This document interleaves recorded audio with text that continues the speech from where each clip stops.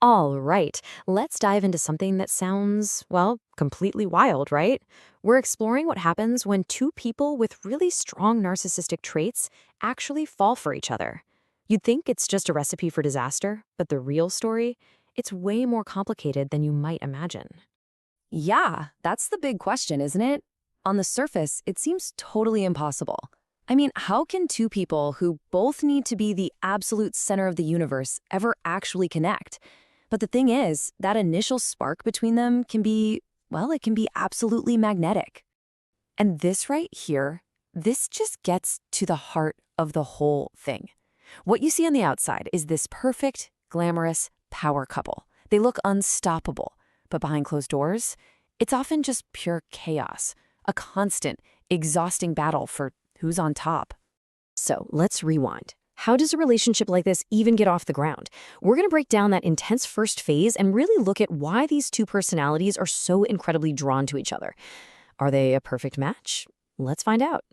Okay, so a quick heads up here, and this is super important. We're not strictly talking about people with a clinical diagnosis, like narcissistic personality disorder. Nope. This dynamic can happen with anyone who just has really strong narcissistic traits. You know, that constant need for admiration, a fragile ego, and that deep desire to feel special. And this quote, wow, it just nails it. In the beginning, it's not really about finding a soulmate. It's about finding a mirror. Each person looks at the other and sees a trophy, someone impressive enough to reflect their own greatness right back at them. It's all about status. So let's get into the mechanics of it. What's the secret sauce here? What actually forges this bond so fast and makes it so intense? It's a very specific and very powerful process. It pretty much boils down to these three steps. First, they just pump each other's egos up like crazy. Nonstop compliments, praise, you name it. Then they start to idealize and mirror each other, which creates this powerful illusion that they're soulmates. And finally, they build this public brand of being the perfect couple. And this idealization, you've got to understand this part. It's that crazy whirlwind phase where both of them put the other on a pedestal. They see them as absolutely perfect, flawless, better than they really are. And that's what fuels that electric chemistry, that feeling of, wow, I finally met my equal. But, and you knew there was a but coming, right? That perfect, flawless image, that pedestal, it can't last forever. Sooner or later, the cracks start to show, and that's when the whole dynamic begins to change. And this is where the honeymoon phase comes to a screeching halt. All those things that brought them together, that ambition, that confidence, that love of the spotlight, now become the very weapons they use against each other. And that's the big shift. The relationship stops being a team effort and it turns into a sport, a game where there has to be a winner and a loser.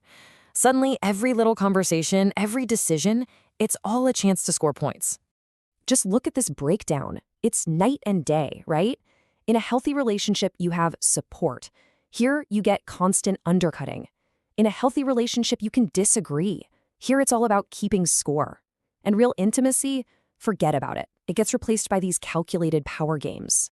And these are the little things you'd see day to day. You know what I'm talking about. It's that partner who always has to interrupt your story to tell a better one, or the one who's constantly correcting you on tiny details just to feel smarter. Affection becomes a weapon, and every act of kindness has strings attached. Okay, so you're probably thinking, why on earth would anyone stay in a relationship like this? Well, believe it or not, the chaos itself can become addictive. The crazy highs and the dramatic lows create this intense emotional roller coaster that can be really hard to get off of. Yeah, as one of our sources puts it so well, emotional fireworks get mistaken for passion. You have these huge blowout fights followed by these dramatic, passionate makeups. That cycle, where the reward of affection is totally unpredictable, can literally create a chemical bond. You start to think the drama is a sign of how much you care, when really, it's just a sign of instability. And you know, this creates a weird kind of stalemate. On some level, it actually feels safer for them to be with each other than with a more empathetic person. Why? Because they know their partner isn't going to demand real accountability or push for that deep, messy emotional stuff that they find so threatening. They both just avoid the one thing that could actually fix it, being truly vulnerable. So this all leads to the million-dollar question, right? Can a relationship like this actually go the distance? Is there any path forward, or is it just doomed from the start? Look, technically, could it work? I guess. But the path to making it work is, well, it's a monumental climb. It takes tons of self-awareness, probably therapy, and a conscious choice to just drop the competition. The much, much more common path? A nonstop tug of war that ends in complete and total burnout. Because more often than not, here's what actually happens. They have the same fights over and over and over.